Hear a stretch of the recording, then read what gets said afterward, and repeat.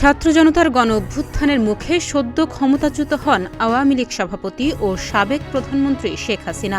আজ তার ৭৮তম জন্মদিন। ১৯৪৭ সালের আজকের এই দিনে গোপালগঞ্জের টুঙ্গিপাড়ায় জন্মগ্রহণ করেন তিনি।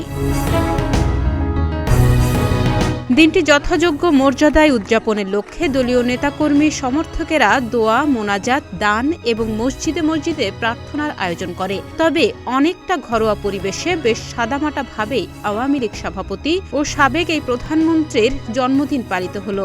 এদিন সকাল থেকেই দেশের বিভিন্ন জেলায় উদযাপিত হয়েছে বাংলাদেশের সাবেক এই প্রধানমন্ত্রীর জন্মদিন।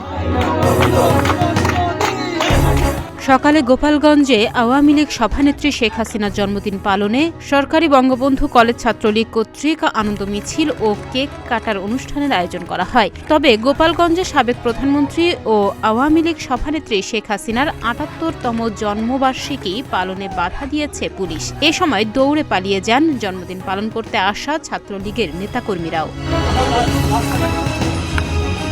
এদিন ময়মনসিংহ জেলার ভালুকা ৭ নম্বর মল্লিকবাড়ি ইউনিয়ন ছাত্রলীগের উদ্যোগে জননেত্রী শেখ হাসিনার জন্মদিন উদযাপিত হয়। এছাড়া ফরিদপুর জেলার আলফাডাঙ্গা উপজেলা আওয়ামী লীগের সভাপতি শেখ আকরাম হোসেনের নেতৃত্বে পালিত হয় শেখ হাসিনার ৭৮তম জন্মদিন। এছাড়াও কালকিনি উপজেলা আওয়ামী লীগের পক্ষ থেকে জননেত্রী শেখ হাসিনার জন্মদিনের আয়োজন করেন তার নেতাকর্মীরা।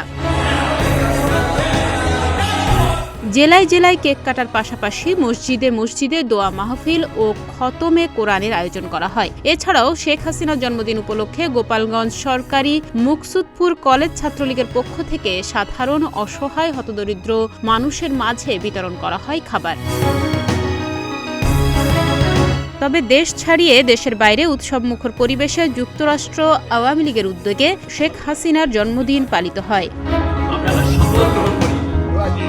ডেস্ক রিপোর্ট, প্রতিদিনের বাংলাদেশ।